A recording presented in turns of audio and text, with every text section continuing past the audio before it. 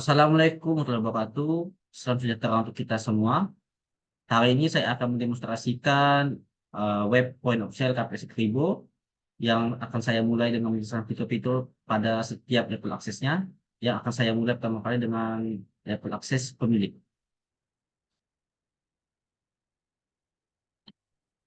Oke, di sini ada interface pemilik dashboardnya yang terdapat ada tampilan diskon, pengeluaran modal, dan foto, dan juga beberapa promosi. Di sini ada grafiknya. Lalu di sini ada tampilan top penjualan, di mana kita bisa melihat tampilan dari penjualan yang dari barang yang sering dipesan oleh konsumen. Oke, lanjut pada bagian master datanya. Di sini pada bagian pemilik itu ada bagian pengguna, yang di mana pemilik bisa mengedit setiap akses akses level seperti pelayan, gudang, kasir, dan juga dapur. Bahkan di sini juga si pemilik bisa menambahkan datanya seperti ini. Oke, untuk modifikasi waktu saya skip dulu bagian ini. Ini contoh, kalau untuk mengeditnya, kita bisa menentukan fotonya sini. Oke. Lalu saya lanjut kepada bagian kategori. Di sini menampilkan bagian kategori yang ada pada website ini seperti minuman, makanan, dan juga bahan baku. Bila ada kategori yang ingin ditambahkan, kita bisa tambahkan datanya di sini. Oke. Lalu kita lanjut pada bagian produk. Di sini juga kita bisa menambahkan produk yang kita inginkan.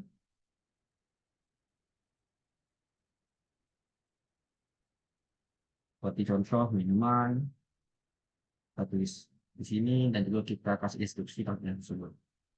Kita bisa memilih satuannya, harga beli, harga jual, stok, minum. Jadi kita bisa memilih gambarnya. Karena saya belum mendapatkan gambar dari pemiliknya, jadi saya untuk itu saya skip dulu pada bagian ini. Oke, di sini juga ada metode pembayaran. Untuk kartu Skribo ini pembayaran yang tersedia itu ada QRIS dan juga secara tunai. Bila ada penambahan seperti dana dan lain sebagainya, kita bisa menambahkan pembayaran di sini.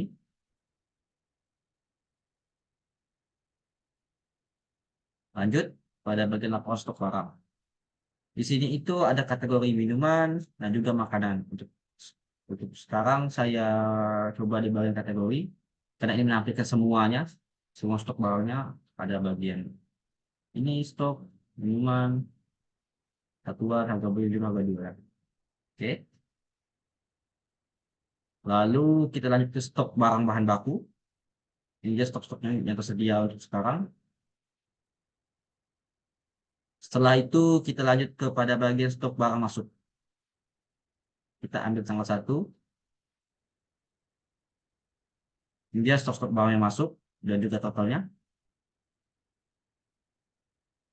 Lanjut ke bagian stok barang keluar.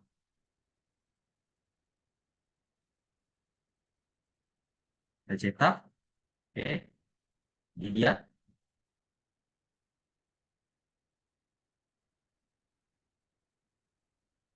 Setelah itu kita lanjut ke bagian laporan penjualan. Kita ambil tanggal 1. Laporan penjualan ini adalah laporan kotornya atau itu laporan keseluruhan yang mana itu belum menampilkan omsetnya atau mendapatkan secara bersih. Ini laporan kotornya. Oke. Lanjut ke laporan pendapatan. Ini merupakan laporan pendapatan bersih. Kita bisa melihat dari status pemesanan maupun penjualan. Perbedaan dari kedua ini adalah pemesanan itu adalah pemesanan dari eksternal, yaitu berupa dari akses pelanggan, yang mana itu makan bisa pilih makan di tempat maupun delivery. Sedangkan penjualan itu adalah akses dari bagian pelayannya yang langsung dikonfirmasi oleh kasir. Kita juga bisa pilih di sini minuman sebagai contoh. Kita coba, oke, ini contoh gambaran bersih dari laporan bagian penjualan atau itu bisa dibilang itu bagian internal. Kita coba bagian eksternal atau dari pelanggan. Ini dia. Oke. inilah mungkin bagian dari pemilik. Kita sekarang lanjut kepada bagian dari kasir.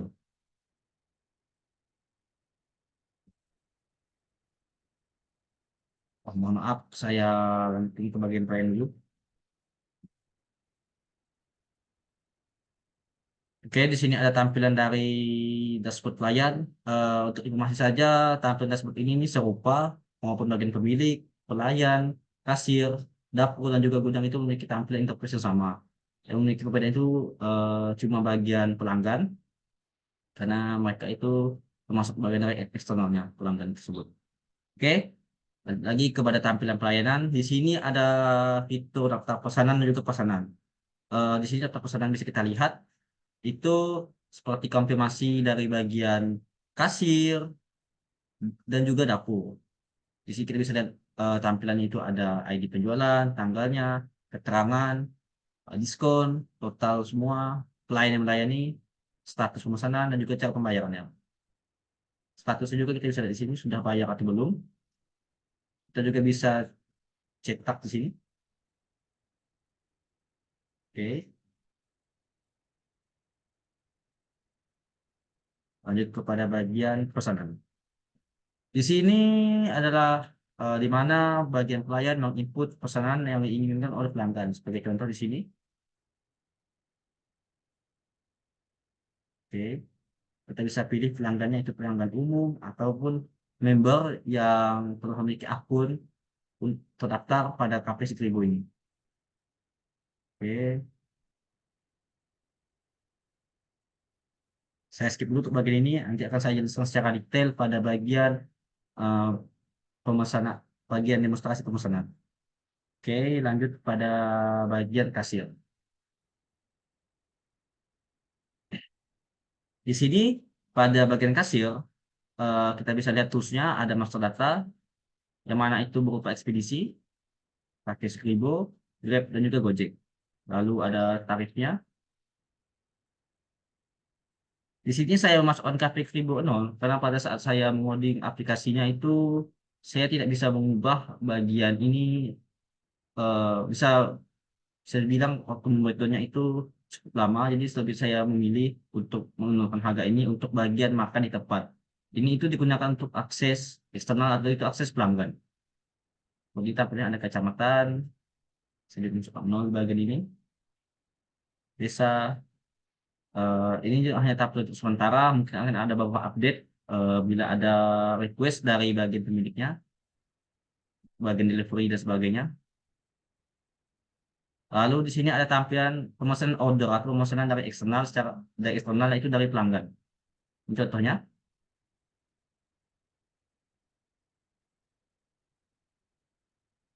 lalu di sini ada juga pembayarannya secara eksternal ya. Ini begini.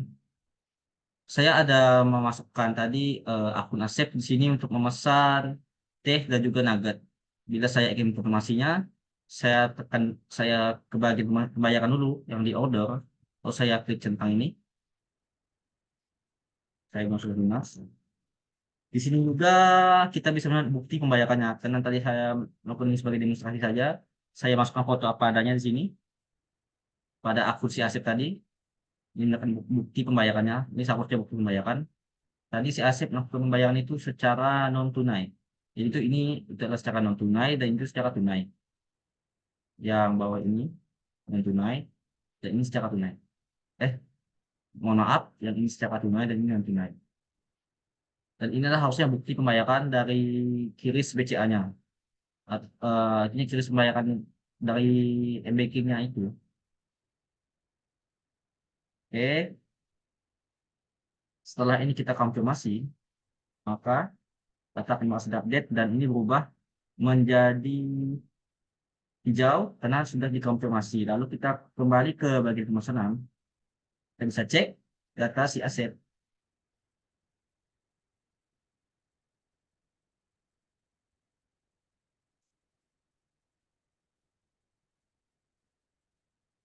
Ini data si aset telah konfirmasi. Oke, ini dia data si aset sudah lunas. Dia akan berwarna hijau seperti ini. Lalu lanjut ke bagian daftar pesanan. Ini daftar pesanan ini itulah secara internal, itu dari pelayan yang langsung. Saya contohkan di sini itu si pelanggan umum dari meja 8 ingin melakukan pembayaran secara non tunai, maka akan timbul ciri seperti ini. Kalau dia ingin tunai atau secara cash, maka tampilannya seperti ini. Kita coba secara tunai di sini. Jika saya ulang lagi, kita akan coba secara tunai. Karena total 100.000, saya akan input 20.000 di sini. Oke, kita sudah selesai maka seperti ini. Kita berhasil disimpan. Lalu akan ada invoice-nya seperti ini, waktunya. Dia bisa dicetak menggunakan printer. Jadi kita lanjut ke bagian laporan. Oh iya, laporan ini sama dengan bagian pemilik tadi. Sudah saya tunjukkan tadi. Oke, untuk memastikan saja boleh saya tunjukkan. Mungkin satu bagian laporan penjualan. Oke,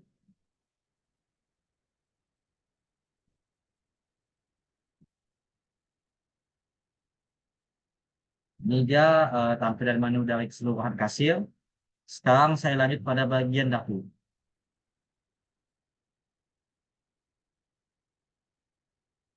Di sini pada bagian dapur dapat pemasaran order dan juga data pesanan.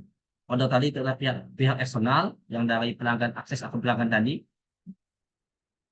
Di sini kita bisa lihat statusnya itu masih menunggu. Bila kita konfirmasi, kita bisa ngecek di sini bahwa pemesanan dari si Adin tadi sudah disiapkan. Kita terus ya. Oke, sudah selesai. Kita konfirmasi. Maka kita bisa cek di daftar pesanan.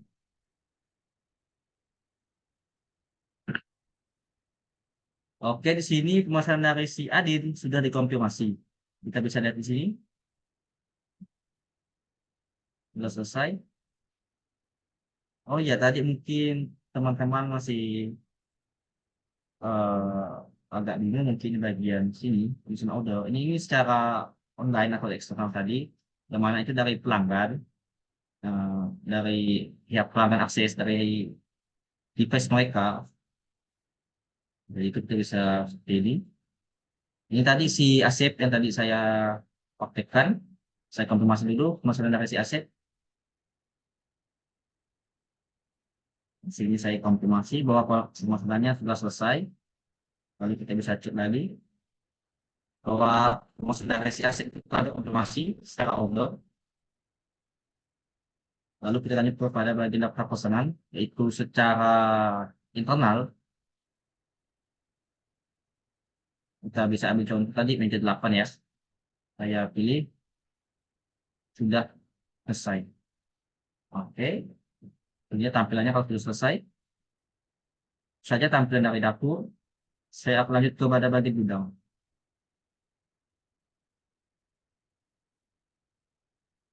Oke, di sini tampilan gudang. Kita bisa lihat di sini pada bagian akses menunya ada bagian supplier. Di sini kita sudah bakal suppliernya. Karena dengan si Kribo ini mereka cuma kerjasama dengan integrasi, jadi saya sementara mengikut integrasi. Bila ada penambahan, mungkin saya perlu persetujuan dari bagian dari pihak pemilik SKP-nya. Bila ingin menambah datanya, ada jenisnya di sini seperti kopi, susu, minuman yang geprek, dan juga teh. Saya juga bisa menambahkan datanya di sini. Lalu di sini ada bagian bahan baku, berupa jus saset, kopi bubuk aming, national dan juga tuan. Di sini juga sama seperti bagian di sini, bisa tambahkan eh, bahan bakunya apa dan stoknya apa berapa. Oh ya, dan juga dia bisa memasukkan gambar. Ini opsional sih, tergantung dari pemiliknya. Ini memasukkan gambar atau tidak. Oke, ini ada laporan. Ini mungkin sudah saya jelaskan tadi pada bagian dari pemilik. Oke, mungkin saya bisa contohkan ini satu. Saya ingin mengeluarkan barang keluar. Contohnya, oh iya, sorry. Saya akan jelaskan dulu pada bagian barang masuk. Di sini kita bisa lihat kita bisa mengorder barang atau menginputkan barang dari supplier kepada bagian gudang. Di sini ini kita bisa menambahkan data seperti ini. Saya ambil nomor stopnya. Nomor stop ini dari bagian suppliernya, itu importir, kita insertkan dulu sementara itu. Keterangan itu larang masuk. Oke, kita bisa pilih contohnya tadi itu Tesariwan. Kita masukkan sebanyak 12 kotak dulu ya, sementara. Lalu kita masukkan susu sebanyak 20 kali.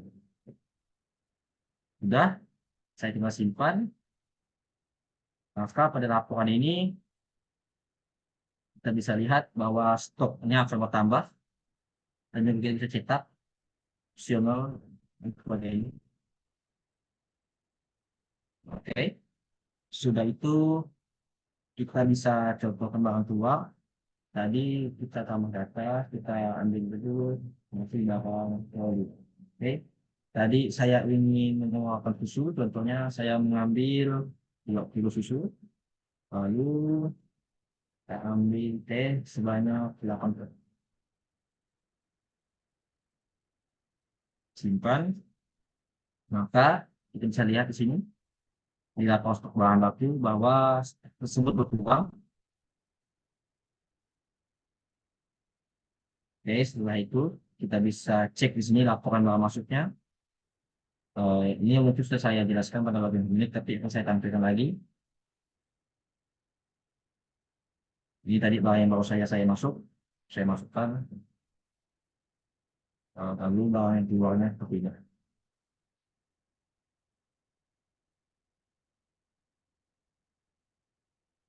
Ini barang keluarnya yang tadi saya keluarkan. Oke, mungkin ini penjelasan sementara untuk periode fiturnya. Saya akan lanjut lagi kepada bagian dari proses pemesanannya. Saya akan mulai dari pihak pelanggan.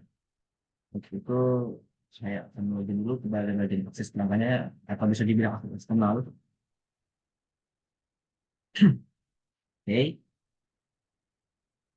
ini dia akses pelanggannya. Di sini kita bisa login, kita bisa registrasi dulu. Karena saya telah meregistrasi akun saya, jadi saya langsung saja ke bagian login. Saya akan masuk ke akun saya.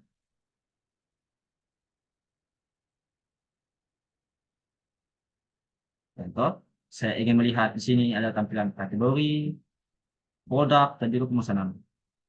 Dan juga ini, kita bisa melihat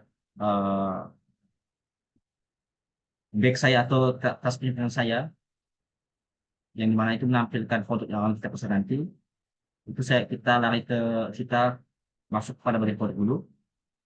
Di sini saya ingin minum pesan ini jus susu.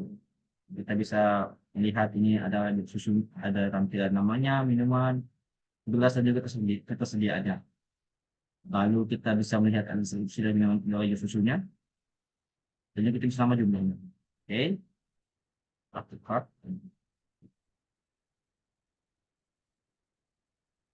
Bila kita ingin menambahkan produknya lagi, bila ada pesanan tambahan, kita bisa continue shopping atau juga tekan shopping sini.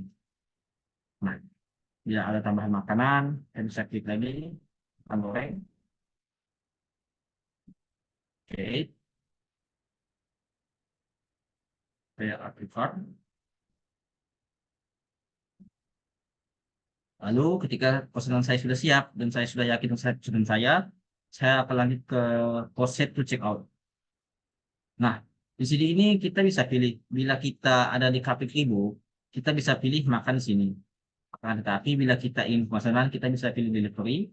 Kita masukkan keterangan ini, kita bisa klik skip saja karena kita ini ingin secara delivery. Lalu kita pilih daerah, kita inputkan data-data kita, kode pos, dan juga pilih ekspedisinya, ini Gojek atau Grab and Wild. Lalu kita bisa pilih metode pembayarannya mau QRIS atau secara tunai.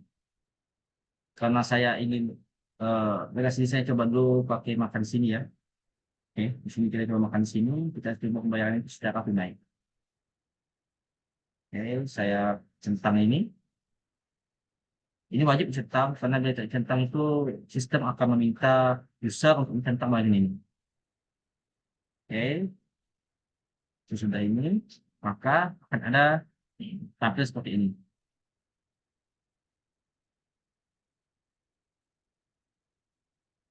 Kita akan bisa melihat detailnya di sini.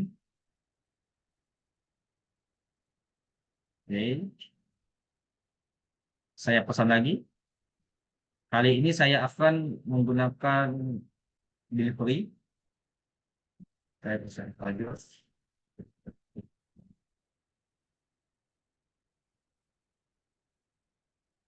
Saya check out.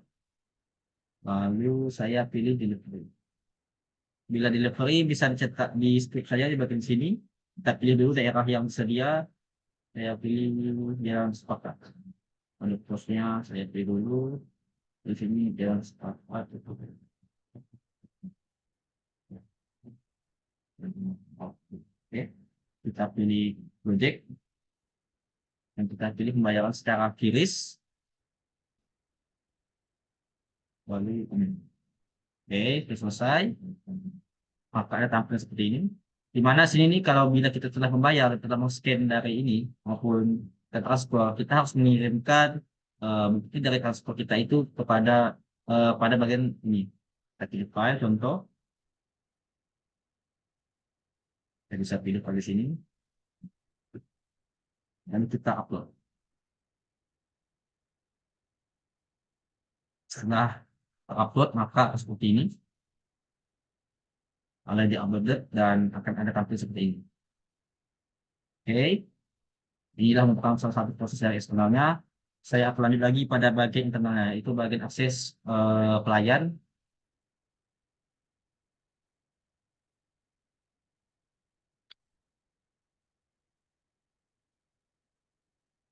Oke.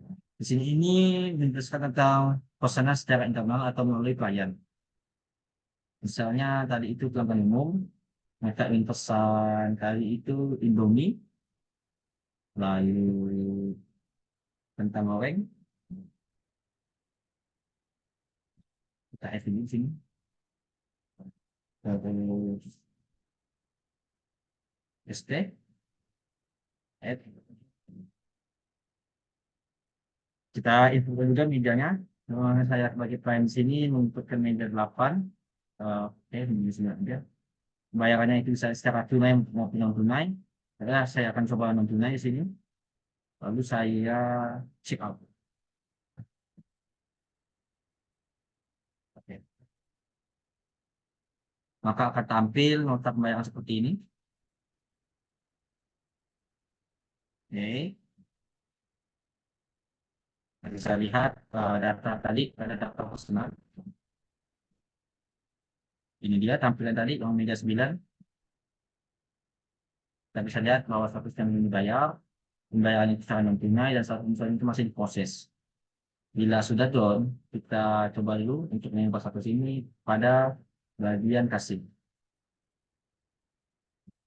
Oh iya, pada bagian kasih ini juga kita bisa konfirmasi bagian pemesanan secara eksternal tadi ya, yang pada bagian pelanggan akses pelanggan tadi.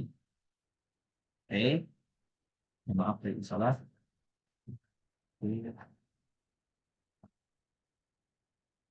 Ini dia. Ini pemesanan secara eksternal tadi ya, yang kita akses melalui pelanggan tadi. Oke, ini tadi si aset, pesan secara delivery,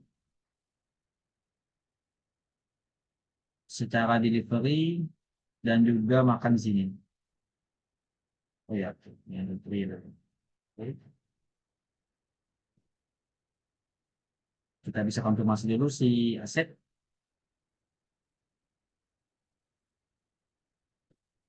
Oh, salah ya. Saya pesin dulu ke pembayaran dulu. Pembayaran yang order ya, kalau untuk pemesanan secara eksternal tadi. Tadi itu dia bayar menggunakan oke. Ini makanan di sini.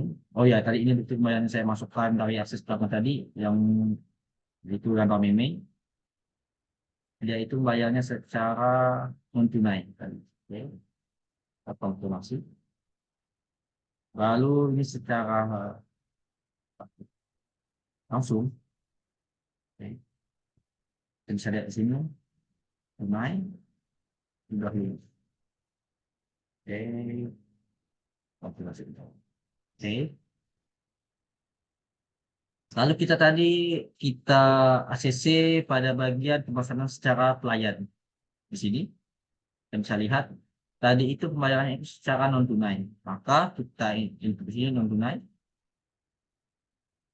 Meja 9 ini virusnya. Bila sudah dibayar bila ada kasir dan ingin membayarkan kita sudah pembayaran ini, kami kita klik selesai pembayaran. Oke, sudah selesai. Lalu mempertanyakan juga. Baiklah, sekianlah demonstrasi aplikasi, mohon maaf, sekianlah demonstrasi web pos Kapit Ribo eh, masuk ke, oke. Mohon maaf, saya ulang lagi. Sekilas demonstrasi web point of sale Kapit Ribo. Bila ada masukan, saya harapkan Bapak dan Ibu pengemudi memberikan saya masukan agar itu dilanjutkan saya dalam mengembangkan aplikasi ini agar kedepannya menjadi lebih baik. Sekian dari saya. Wassalamualaikum warahmatullahi wabarakatuh.